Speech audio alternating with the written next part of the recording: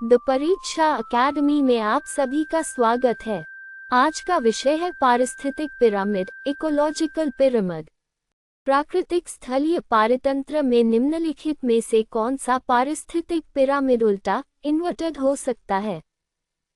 ऊर्जा का पिरामिड, जैव भार का पिरामिड, संख्या का पिरामिड। उपरोक्त में से कोई नहीं। सही उत्तर है संख्या का पिरामिड। स्थलीय पारितंत्र में संख्या का पिरामिड उल्टा हो सकता है, जैसे एक वृक्ष पर अनेक शाकाहारी जीव निर्भर रहते हैं। कथन ए ऊर्जा का पिरामिड सदैव सीधा होता है। कारण आर प्रत्येक पोषण स्तर पर ऊर्जा का एक बड़ा भाग ऊष्मा के रूप में नष्ट हो जाता है। कथन एवं कारण दोनों सही हैं, तथा कारण सही व्याख्या है। कथन एवं कारण दोनों सही हैं, परंतु कारण सही व्याख्या नहीं है। कथन सही है, कारण गलत है। कथन गलत है, कारण सही है। सही उत्तर है कथन एवं कारण दोनों सही हैं, तथा कारण सही व्याख्या है। प्रत्येक पोषण स्तर पर ऊर्जा का क्षय होने के कारण ऊर्जा का पिरामिड सदैव सीधा होता है। निम्नलिखित में से कौन सा पारिस्थितिक पिरामिड पारितंत्र की कार्यप्रणाली का सर्वाधिक यथार्थ चित्र प्रस्तुत करता है? संख्या का पिरामिड, जैव भार का पिरामिड, ऊर्जा का पिरामिड, उत्पादकता का पिरामिड। सही उत्तर है ऊर्जा का पिरामिड। ऊर्जा का पिरामिड वास्तविक ऊर्जा प्रवाह को दर्शाता है और कभी उल्टा नहीं होता। निम्नलिखित में से किस पारितंत्र में जैव भार का पिरामिड सामान्यतः उल्टा होता है? घास भूमि, वन, तालाब, मरुस्थल। सही उत्तर है तालाब। जलीय पारितंत्रों में फाइटोप्लैंक्टन का स्थायी जैव भार कम होता है, इसलिए जैव भार का पिरामिड सामान्यतः उल्टा होता है। पारिस्थितिक पिरामिड के संबंध में निम्नलिखित में से कौन सा कथन सही नहीं है? इनमें सामान्यतः अपघटकों को शामिल नहीं किया जाता। ऊर्जा का पिरामिड सदैव सीधा होता है। जैव भार का पिरामिड सदैव सीधा होता है। ये पोषण संबंधों को दर्शाते हैं। सही उत्तर है जैव भार का पिरामिड सदैव सीधा होता है। जलीय पारितंत्रों में जैव भार का पिरामिड उल्टा हो सकता है। पारिस्थितिक पिरामिड के आधार पर सामान्यतः कौन से जीव दर्शाए जाते हैं? प्राथमिक उपभोक्ता, द्वितीयक उपभोक्ता, उत्पादक, अपघटक। सही उत्तर है उत्पादक। उत्पादक प्रथम पोषण स्तर पर होते हैं और पिरामिड का आधार बनाते हैं। निम्नलिखित कथनों पर विचार कीजिए। 1. पारिस्थितिक पिरामिड पोषण संरचना को दर्शाते हैं।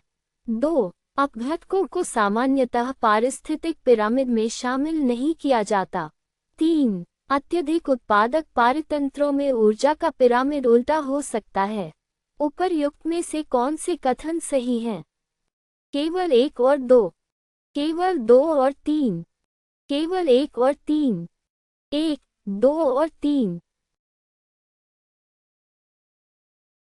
सही उत्तर है केवल 1 और 2। पारितंत्र की उत्पादकता चाहे जितनी हो, ऊर्जा का पिरामिड कभी उल्टा नहीं होता। एक विशाल वृक्ष पर हजारों कीटों का निर्भर होना किसका उदाहरण है? सीधा संख्या पिरामिड, उल्टा संख्या पिरामिड, उल्टा ऊर्जा पिरामिड, सीधा जैव भार पिरामिड। सही उत्तर है उल्टा संख्या पिरामिड। एक उत्पादक पर अनेक उपभोक्ताओं के निर्भर होने से संख्या का पिरामिड उल्टा बनता है। निम्नलिखित में से कौन सा पारिस्थितिक पिरामिड लिंडेमैन के 10% नियम से प्रत्यक्ष रूप से संबंधित है? संख्या का पिरामिड, जैव भार का पिरामिड, ऊर्जा का पिरामिड। उपरोक्त सभी समान रूप से। सही उत्तर है ऊर्जा का पिरामिड। 10% नियम पोषण स्तरों के बीच ऊर्जा स्थानांतरण की व्याख्या करता है। निम्नलिखित में से कौन से पारिस्थितिक पिरामिड पारतंत्र के अनुसार सीधे या उल्टे दोनों हो सकते हैं?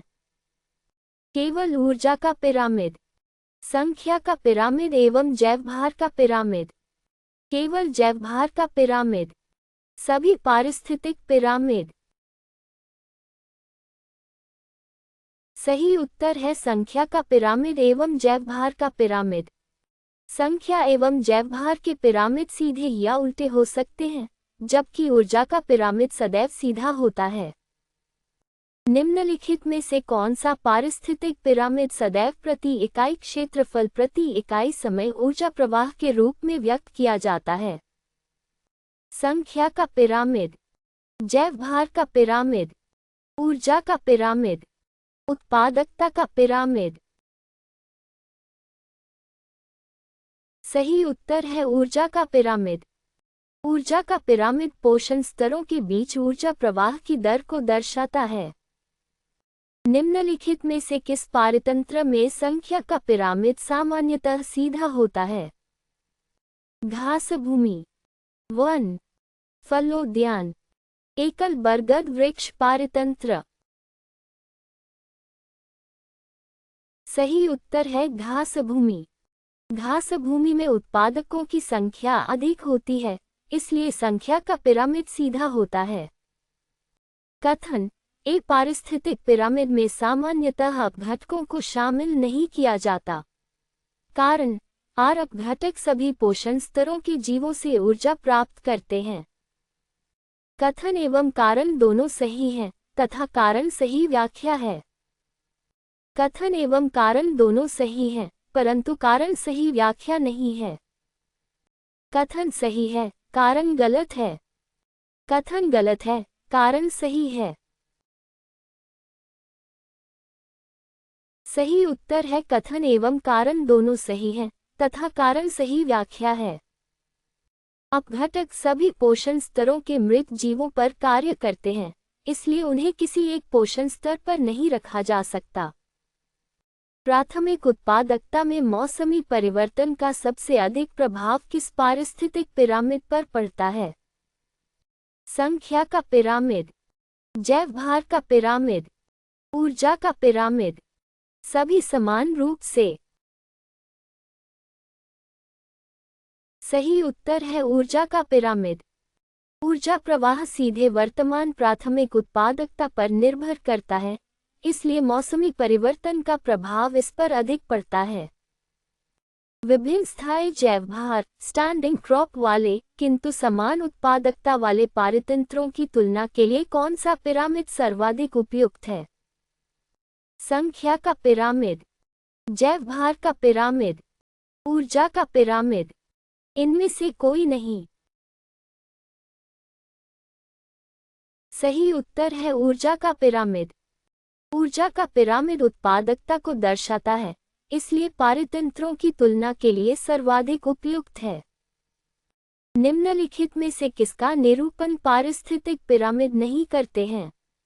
पोषण संरचना, ऊर्जा स्थानांतरण, आहार संबंध, विकासीय इवोल्यूशनरी संबंध। सही उत्तर है विकासीय इवोल्यूशनरी संबंध। पारिस्थितिक पिरामिड पोषण संबंध दर्शाते हैं, विकासीय संबंध नहीं। निम्नलिखित युग्मों में से कौन सा सही सुमेलित है? वन उल्टा जैवभार पिरामिड, तालाब उल्टा जैवभार पिरामिड, घास भूमि उल्टा ऊर्जा पिरामिड, महासागर सीधा जैवभार पिरामिड। सही उत्तर है तालाब उल्टा जैवभार पिरामिड। जलीय पारतंत्रों में सामान्यतः जैवभार का पिरामिड उल्टा होता है। संख्या के पिरामिड की प्रमुख सीमा लिमिटेशन क्या है? ऊर्जा प्रवाह को नहीं दर्शाता, जीवों के आकार की उपेक्षा करता है, वनों के लिए नहीं बनाया जा सकता, एक और दो दोनों। सही उत्तर है एक और दो दोनों। संख्या का पिरामिड जीवों के आकार की उपेक्षा करता है तथा ऊर्जा प्रवाह को नहीं दर्शाता। पारिस्थितिक पिरामिड की अवधारणा किस वैज्ञानिक ने प्रस्तुत की थी? Charles Elton, Raymond Lindeman, Eugene Odum, Arthur Tansley. सही उत्तर है चार्ल्स एल्टन। चार्ल्स एल्टन ने 1927 में पारिस्थितिक पिरामिड की अवधारणा प्रस्तुत की थी। पोषण गतिकी ट्रोफिक डायनामिक्स का सबसे कम भ्रामक निरूपण कौन सा पारिस्थितिक पिरामिड करता है? संख्या का पिरामिड, जैव भार का पिरामिड, ऊर्जा का पिरामिड। सभी समान रूप से सटीक हैं। सही उत्तर है ऊर्जा का पिरामिड। ऊर्जा का पिरामिड वास्तविक पोषण गतिकी को सबसे अच्छी तरह दर्शाता है क्योंकि यह ऊर्जा स्थानांतरण को मापता है और कभी उल्टा नहीं होता। पारिस्थितिक पिरामिड के संबंध में निम्नलिखित कथनों पर विचार कीजिए। 1. ऊर्जा का पिरामिड कभी उल्टा नहीं होता। 2. जलीय पारितंत्रों में जैव भार का पिरामिड उल्टा हो सकता है। 3. संख्या का पिरामिड सदैव सीधा होता है। उपर्युक्त में से कौन से कथन सही हैं? केवल 1 और 2, केवल 2 और 3, केवल 1 और 3, 1, 2 और 3। सही उत्तर है केवल 1 और 2। ऊर्जा का पिरामिड सदैव सीधा होता है। जलीय पारितंत्र में जैवभार का पिरामिड उल्टा हो सकता है तथा संख्या का पिरामिड भी कुछ परिस्थितियों में उल्टा हो सकता है। निम्नलिखित में से कौन सा पारिस्थितिक पिरामिड स्थायी जैवभार स्टैंडिंग क्रॉप में होने वाले मौसमी परिवर्तनों से सबसे कम प्रभावित होता है? संख्या का पिरामिड, जैवभार का पिरामिड, ऊर्जा का पिरामिड। सभी समान रूप से प्रभावित होते हैं। सही उत्तर है ऊर्जा का पिरामिड। ऊर्जा का पिरामिड ऊर्जा प्रवाह की दर को दर्शाता है, इसलिए ये सबसे विश्वसनीय माना जाता है। कथन: ए महासागरों में जैवभार का पिरामिड सामान्यतः उल्टा होता है। कारण: आर फाइटोप्लैंक्टन का स्थायी जैवभार कम होता है किंतु उनका पुनर्निर्माण टर्नओवर रेट अत्यधिक होता है। कथन एवं कारण दोनों सही हैं तथा कारण सही व्याख्या है। कथन एवं कारण दोनों सही हैं परंतु कारण सही व्याख्या नहीं है। कथन सही है, कारण गलत है। कथन गलत है, कारण सही है। सही उत्तर है कथन एवं कारण दोनों सही हैं तथा कारण सही व्याख्या है। फाइटोप्लैंक्टन का तीव्र पुनर्निर्माण उनकी कम स्थायी जैवभार के बावजूद उच्च उपभोक्ता जैवभार को बनाए रखता है। निम्नलिखित में से कौन सा पारिस्थितिक पिरामिड ऊष्मागतिकी के द्वितीय नियम सेकेंड लॉ ऑफ थर्मोडायनामिक्स को सर्वोत्तम रूप से प्रदर्शित करता है? संख्या का पिरामिड, जैवभार का पिरामिड, ऊर्जा का पिरामिड। उपरोक्त में से कोई नहीं। सही उत्तर है ऊर्जा का पिरामिड। प्रत्येक पोषण स्तर पर ऊर्जा ऊष्मा के रूप में नष्ट होती जाती है, जो ऊष्मागतिकी के द्वितीय नियम को दर्शाती है। निम्नलिखित में से कौन सा युग्म सही सुमेलित है? 1 सीधा जैवभार पिरामिड, तालाब सीधा जैवभार पिरामिड, घास भूमि उल्टा ऊर्जा पिरामिड, महासागर सभी स्थितियों में सीधा संख्या पिरामिड। सही उत्तर है 1 सीधा जैवभार पिरामिड। वनों में सामान्यतः जैवभार का पिरामिड सीधा होता है, जबकि जलीय पारितंत्रों में ये प्रायः उल्टा होता है।